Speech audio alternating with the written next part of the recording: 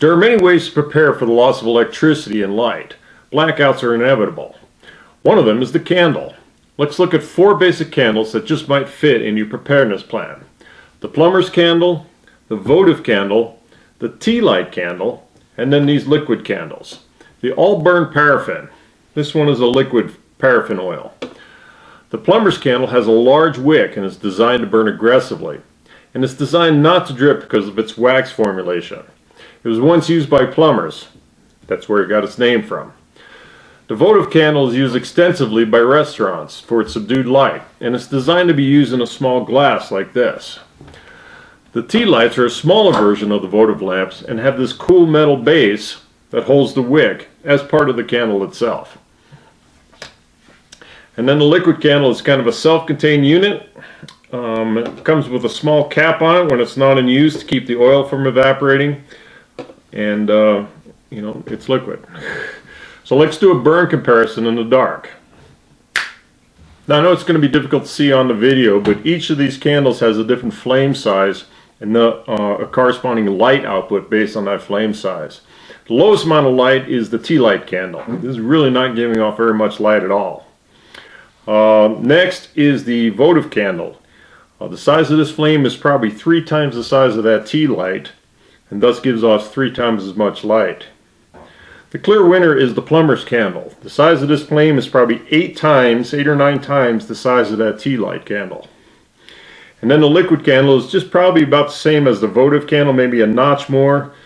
So let's call that 4 times this amount of light as a tea candle.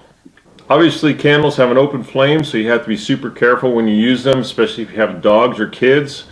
So always just have a fire extinguisher on hand and use common sense. We use a base for a lot of them. You can just buy plates at Salvation Army for, a couple pennies.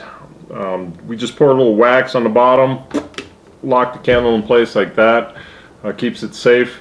The votive candles are nice, short and fat. They really don't tip over, but they are designed to be used in these little votive holders. They are sold separately. The tea light candles have the little metal base that holds the wax. I'd still put them on a plate. You're probably going to have to burn several at a time. And then the liquid candles are self-contained, so they're pretty cool. You just pop the cap off and light them. They don't need a base, but still obviously they have an open flame, so be super careful when you use them.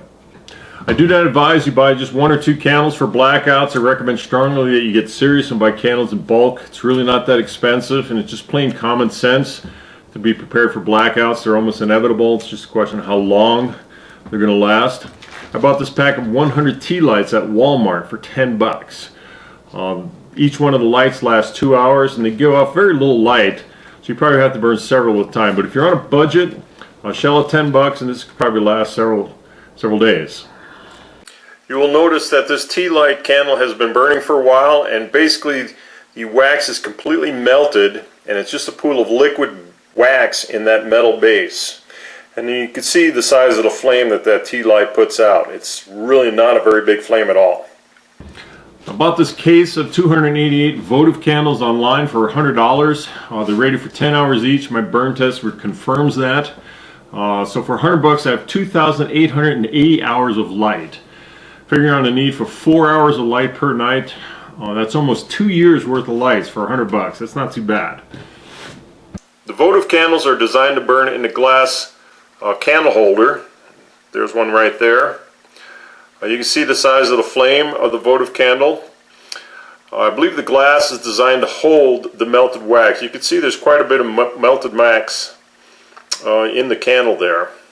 They say don't use ordinary glass containers for them because something about thermal shock and breakage. I just saw this on a few websites, so it's probably important. These plumber candles are the best value on a per pound basis. They're rated for 8 hours, and these 200 candles sent me back $104. So that's a little over a year's worth of light. That's not too bad. The plumber's candle is not supposed to drip. This one has been burning for a while, and I've looked at some other ones, and they do sort of drip. They don't drip very aggressively, but you can see that you have a very healthy flame on the plumber's candle. Because of the size of that wick, it gives off quite a bit of light like we talked about. I have quite a few of these liquid candles on hand. I bought them years ago, so I don't remember what I paid for them. They come in different hour ratings depending on how much oil they are. The ones I saw online cost $89 for a case of 96 liquid candles. And each one of those candles were rated for 15 hours. It's a little more expensive than a wax candle, but still it's very doable.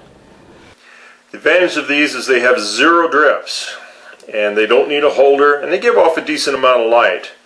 I think you have to keep the cap on them during long-term storage so the oil does not evaporate. So when you take those caps off to light one of these things up, don't throw the caps away.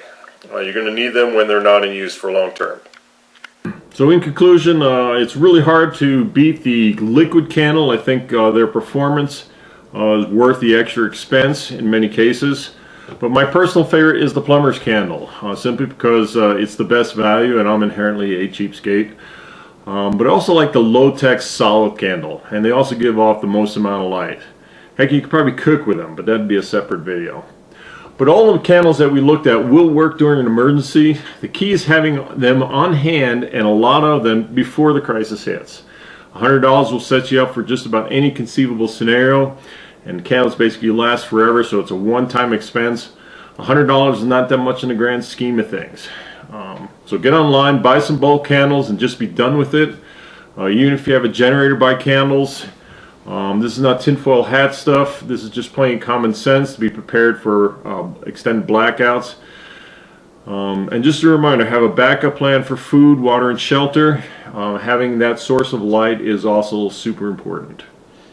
So buy candles.